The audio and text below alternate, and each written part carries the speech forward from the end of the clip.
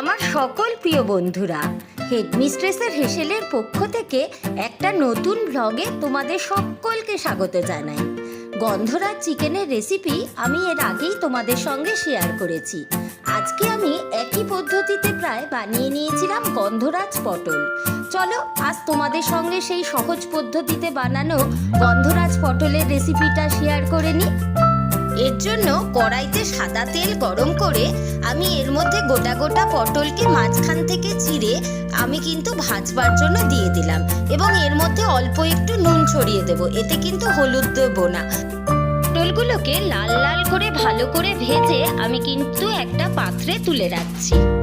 এবার তেলে গোটা জিরে ফোড়ন দিয়ে ওর মধ্যে আগে থেকে গ্রেট করে রাখা আদা বাটা আমি দিয়ে ভালো করে নাড়লাম যতক্ষণ না পর্যন্ত আদার সুগন্ধটা বের হচ্ছে। এবার আমি কড়াইয়ের মধ্যে দিয়ে দেব আগে থেকে করে রাখা ফেটানো টক দই, কাজু বাদাম, কাঁচা লঙ্কা এবং গন্ধরাজ লেবুর জেস দিয়ে যে পেস্টটা তৈরি করেছিলাম সেইটা দিয়ে আমি খুব ভালো করে নাড়াচাড়া করব যতক্ষণ পর্যন্ত না এটা থেকে তেল ছাড়ছে। মশলাটা খুব সুন্দরভাবে কষা হয়ে গেছে, তাই এখন এর মধ্যে আমি দিয়ে দেব ওই ভেজে রাখা পটলগুলো এবং সেটা দিয়েও আমি আরো মিনিট 4-5 কষিয়ে নেব।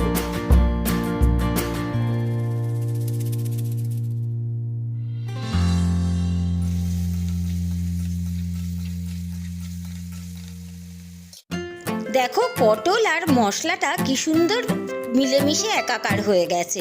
এখন এর মধ্যে আমি একটু মিক্সির বাটি ধুয়ে জল দিয়ে দিলাম। এরপর এর মধ্যে দিয়ে দিচ্ছি পরিমাণ মতো নুন, লেবু, গন্ধরাজ লেবুর রস এবং গন্ধরাজ লেবুর জেস্ট দিয়ে খুব ভালো করে নাড়াচাড়া করে এর মধ্যে সামান্য একটু কসৌরি মেথি দিয়ে একটুখানি চাপা দিয়ে রেখেই কিন্তু আমি নামিয়ে দিলেই রেডি আমার গন্ধরাজ পটল। বন্ধুরা, কেমন লাগলো আমার এই সুস্বাদু গন্ধরাজ পটলের রেসিপিটা? যদি তোমাদের ভালো লাগে তাহলে কিন্তু লাইক, শেয়ার এবং সাবস্ক্রাইব করতে ভুলো না। অবশ্যই কমেন্ট করো। চলো